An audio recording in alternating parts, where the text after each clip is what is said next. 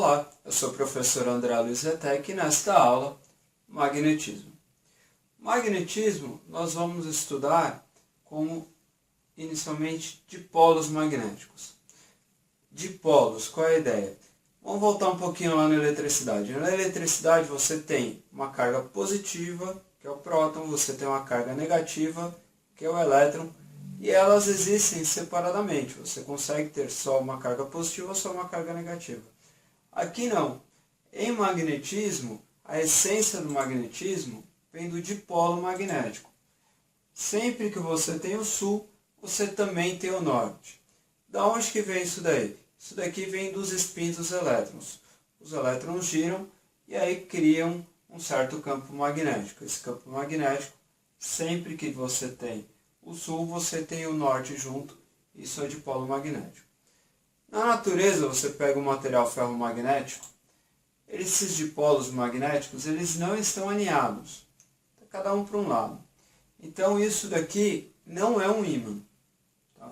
Agora, na natureza, existem alguns ímãs naturais, como por exemplo o minério magnetita. Este minério magnetita, eles têm os dipolos alinhados. Se os dipolos são alinhados, isso daqui é um grande ímã. Então, com esse minério, você consegue atrair alguns tipos de materiais, certos tipos de materiais, principalmente os ferromagnéticos. Aqui estão eles. Então, os dipolos estão desalinhados. Agora, se você coloca um ímã nas proximidades dele, você consegue alinhar todos os dipolos. Então, isso daqui virou um ímã. Quando você tem um ímã e você tem vários clipes, você pode ir brincando de pegar um, pegar outro, pegar outro. Porque isso daqui é alinhado, isso daqui virou um ímã. Então isso daqui consegue atrair um outro corpo, desde que seja ferromagnético. Então você consegue fazer um grande ímã. É lógico que ao longo do caminho a intensidade vai se perdendo, porque a maior intensidade é o do natural. Agora, nós temos alguns ímãs em forma de barra.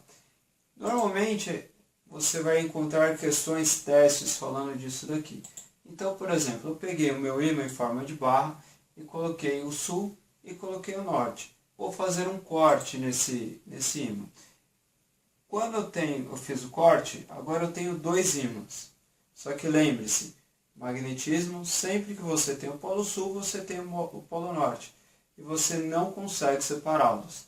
Se você cortar neste plano aqui, isso daqui fica sul e norte, e aquele também fica sul e norte. Então, se você conseguir cortar neste plano, você consegue unir esses dois ímãs. Se você cortar neste plano,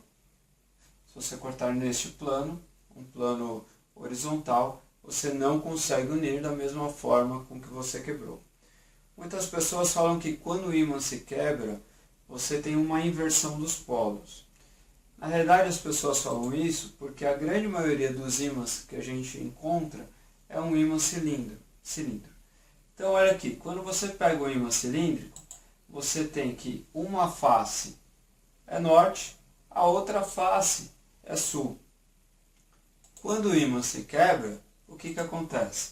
Essa face continua norte, a face de baixo continua sul, essa face norte, essa face sul. Então, se você quiser uni-los, você não vai conseguir, porque está norte com norte. Então, a afirmação que os dipolos invertem não é verdade. Isso porque aqui é norte e aqui é norte. Então, a pessoa não vai conseguir unir novamente os dois pedaços, justamente porque está tentando juntar um norte com um norte. Se você cortar neste plano, aí sim você consegue unir novamente, da mesma forma com que ele se quebrou.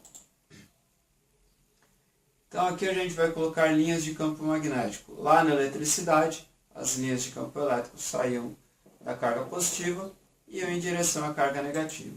Aqui é o seguinte, você tem um campo magnético e eles estão orientados de forma de sair do norte e entrar no sul. Sai do norte e entra no sul. O campo magnético a gente vai escrever com a letra B.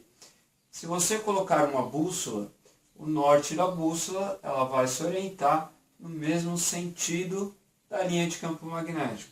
Então, se a linha de campo magnético está orientada, por exemplo, aqui para a esquerda, uma bússola fica orientada para a esquerda. A bússola é sempre orientada no sentido do campo magnético. E a unidade deste campo magnético é o Tesla. Campo magnético terrestre também normalmente cai na forma de teste no seu vestibular. Se você colocar uma bússola, a bússola vai apontar para o norte geográfico. O norte da minha bússola aponta para o norte geográfico. Agora, se você fizer as linhas de campo, a bússola vai orientar no sentido, vai ser orientada no sentido do campo magnético. Então você veja que o campo magnético está saindo daqui, está dando a volta e entrando aqui. Então, olha só que interessante. O norte magnético coincide com o sul geográfico. Ele é em cima a mesma coisa, né? Acaba sendo invertido. O norte geográfico coincide com o sul magnético. Geográfico e magnético não são exatamente no mesmo ponto, tem uma certa diferença aí, não estão realmente posicionados no mesmo lugar, só que o principal disso daqui é o seguinte: o sul magnético coincide com o norte geográfico. Algo importante também é o campo magnético criado por um condutor ou um fio retilíneo. Aqui eu estou vendo as movimentações dos elétrons, eu estou vendo esse fio de frente. Agora é o seguinte, você sabe que a corrente, o sentido convencional da corrente é oposto à movimentação dos elétrons. Então a corrente elétrica está indo para baixo. Aqui é o seguinte, você tem o campo magnético ao redor desse fio. Este fio gera um campo magnético ao redor deste fio. Obviamente que quanto mais longe do fio, menor a intensidade. Então aqui o B2, nesse caso, acaba sendo menor do que o B1. Agora eu vou olhar de frente esse fio. Bom, a gente trabalha vetores, aqui pode ser representado um vetor. Esse vetor é vertical, sentido para baixo. Agora nós iremos trabalhar em 3 dimensões. Então agora este vetor pode estar entrando na lousa, entrando no papel, ou ele pode estar saindo também da lousa do papel. Uma coisa bem boba para a gente lembrar de como se representa, imagine um índio atirando em você. Quando o índio atira em você, ele vê a flecha saindo do arco e indo embora. O que ele vê da flecha? Ele vê aquelas peninhas. Então ele veria um X. Então se eu representar algum vetor entrando na televisão, representaria por um X. Agora você, o que você veria da flecha? Você veria um ponto. Você veria um ponto saindo. Então se eu representar a corrente neste ponto aqui, eu represento através de um X, porque ele está entrando aqui, então eu veria entrar. Se eu fosse representar na face de baixo, eu representaria com um ponto, porque eu veria a corrente saindo. Então aqui, como que eu vou representar a corrente? Estou vendo de cima, então eu vou representar por um X. Como que está o campo magnético? O campo magnético, a direção e sentido, é dado pela regra da mão direita. O que você vai fazer com a regra da mão direita? Você vai pegar o seu dedão e vai apontar no sentido da corrente. Dedão no sentido da corrente. E aí você vai fazer este movimento aqui, ó. Vai fazer um movimento de fechar a mão, né? Ou então você pode imaginar que você está dando um tapa. Quando você fizer isso, você vai determinar direção e sentido do campo. Olha aqui. Vou colocar meu dedão aqui, meu polegar, e conforme eu giro a minha mão, eu estou definindo direção e sentido do campo magnético. Mostrei o de B1, vou também mostrar o de B2. Dedão no sentido da corrente, ó, e aí eu vou girando. A lousa é estática, eu não consigo mexer, aqui a televisão é estática. Agora, na sua prova, no seu vestibular, você pode colocar numa posição que seja mais confortável. Regra da mão direita, polegar no sentido da corrente. Quando você fechar, você tem direção e sentido do campo. Para um fio, você pode calcular o módulo. O módulo vai depender do quê? De uma constante. Essa constante ela vai depender, obviamente, do meio ao qual está imerso esse fio. Normalmente é dado do vácuo, 4π vezes 10 a menos 7 Tesla por ampere. Agora, 2π é uma constante que eu não tenho como mostrar para vocês, que vem de um cálculo lá do ensino superior. E o que seria D? D é a distância do fio ao ponto. Perceba que quanto maior a distância, menor o campo. Conforme você vai se afastando, a interação acaba diminuindo. Você também pode ter uma espira.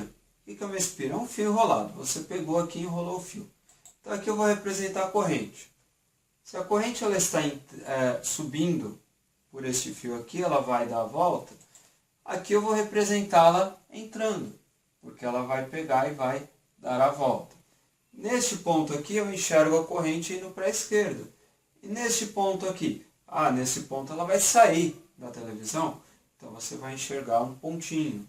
Essa daqui é a representação de um vetor saindo. E aqui ela acaba saindo do outro lado.